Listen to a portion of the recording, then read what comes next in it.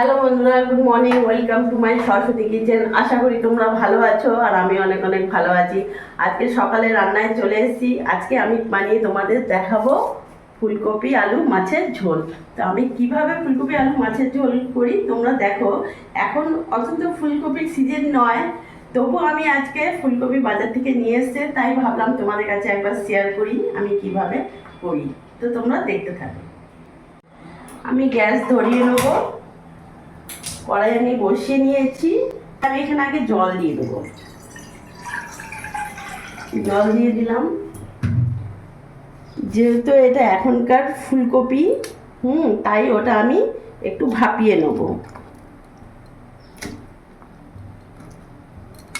তার সাথে আমি একটু আলুটাও ভাপিয়ে নেব।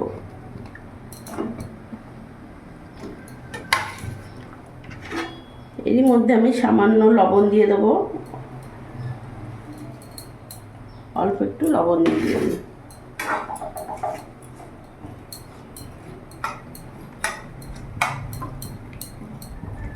ফুলকপিটা একটু ভাপিয়ে নিলে গ্যাস হবে না, যেহেতু এটা এখনকার ফুলকপি, সিজনের নয়।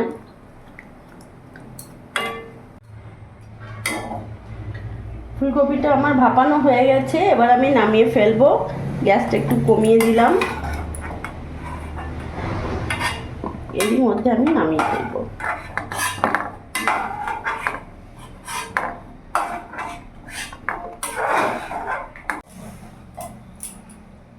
কড়াইটা আমি বসিয়ে নিয়েছি। কড়াইটা গরম হোক, ততক্ষণ আমি এখানে মাছে নুন হলুদ মাখিয়ে নেব।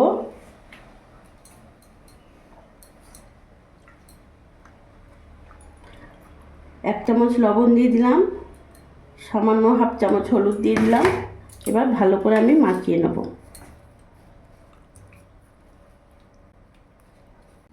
কড়াই গরম হয়ে গেছে, এবার এখানে আমি সরষের তেল দিয়ে দেবো। আর রান্নাটা আমি পুরোটাই সরষের তেলে করব। তেলটা আমার গরম হোক, একটু ঘুরিয়ে দিই। গ্যাসটা মিডিয়াম করব। এবার এখানে আমি মাছগুলো ছেড়ে দেবো।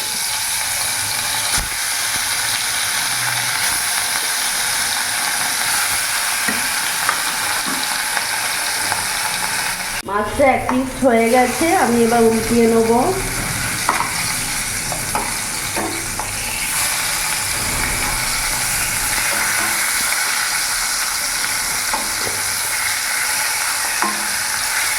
এই পিসটা ভেজে নেব, এই পাটটা। এবার আমি মাছগুলো নামিয়ে ফেলবো।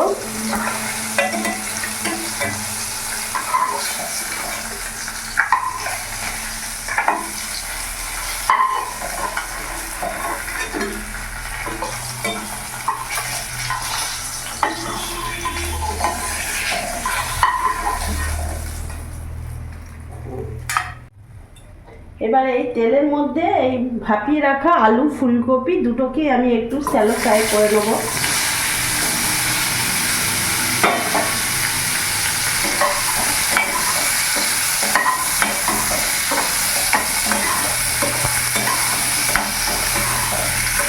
সামান্য হচ্ছে আমি হলুদ অ্যাড করব।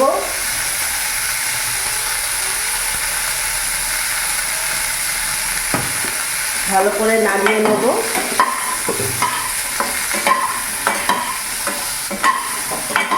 কিছুক্ষণ ভেজে নেব।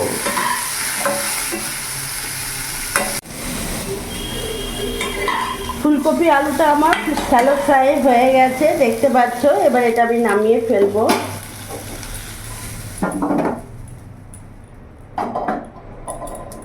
এবার ওই কড়াইয়ের মধ্যেই আমি এখানে সর্ষের তেল দিয়ে দেবো। রান্নাটা আমি পুরোটাই সর্ষের তেলে করছি বন্ধুরা, তোমরা দেখতে পাচ্ছ। গ্যাসের ফ্লেমটা আমি বাড়িয়ে দেবো।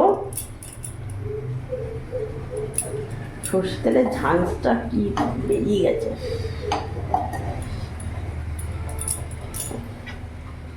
এই তেলের মধ্যে আমি এখানে ফোড়নে দিয়ে দিলাম একটা তেজপাতাকে দু টুকরো করে দিয়ে দিলাম।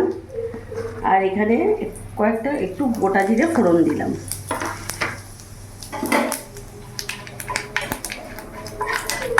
ফোড়নটা আমার ভাজা ভাজা হয়ে এসছে।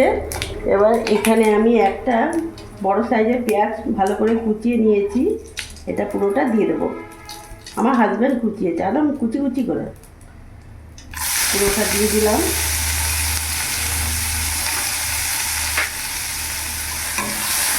ভালো করে ভেজে নেব।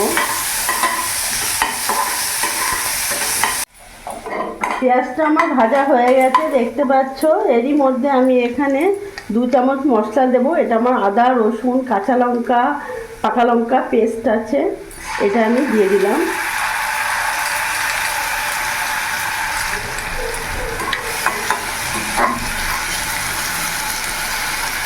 এরই মধ্যে এখন এক একটা উপকরণ আমি অ্যাড করব।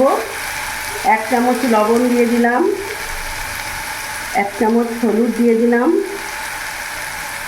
1 চামচ জিরে গুঁড়ো দিয়ে দিলাম, আর কাশ্মীরি লঙ্কা গুঁড়ো আমি এখানে 1 চামচ দিয়ে দিলাম।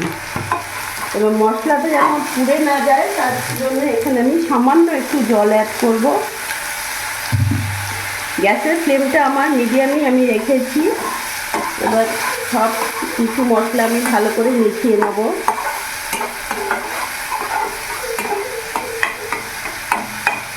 এটা তখন কষতে থাক। এখানে আমি বড় সাইজের একটা টমেটো কেটে নিয়েছি লম্বা লম্বা করে, এটা আমি পুরোটা দিয়ে দেবো। এবার ভালো করে আমি একসাথে মিশিয়ে একটু কষে নেব।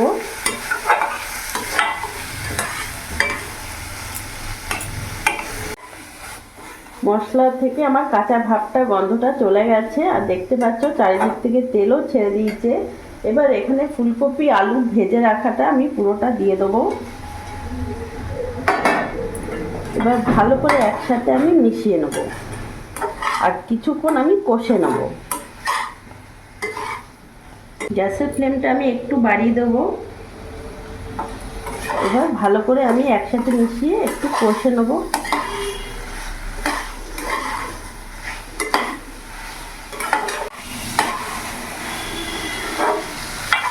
দেখতে পাচ্ছ ভালো করে আমি কষিয়ে নিয়েছি। এবার এখানে আমি জল অ্যাড করব।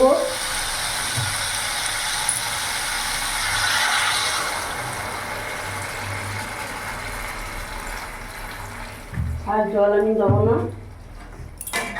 গ্যাসের ফ্লেমটা আমি ফুল করলাম, কিছুক্ষণ আমি ফুটতে দেবো। এখন আমি ঢাকাটা দিয়ে দেবো।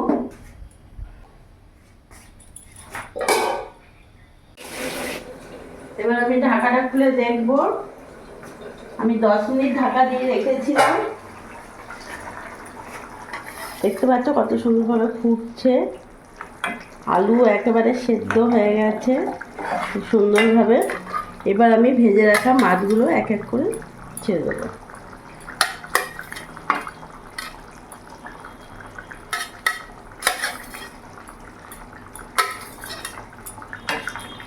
এবার মাছ দিয়ে আমি কিছুক্ষণ ফুটিয়ে নেব।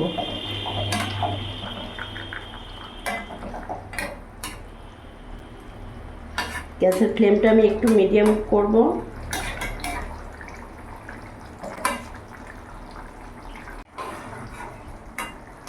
দেখো মাছটা দিয়ে আমি কিছুক্ষণ ফুটিয়ে নিয়েছি, চারিদিক থেকে মাছের ঝোলের থেকে তেল ছেড়ে দিয়েছে। এবার এখান থেকে এর ওপরে আমি একটু ধনেপাতা কুচি দিয়ে দেবো। ধনেপাতা দিলে স্বাদটা আরও বাড়িয়ে দেয়, খেতেও ভালো লাগে।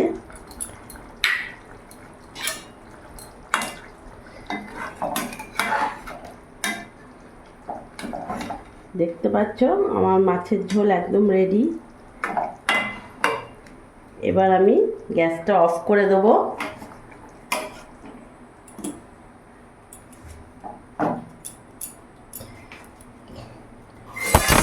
এবার আমি নামিয়ে ফেলবো।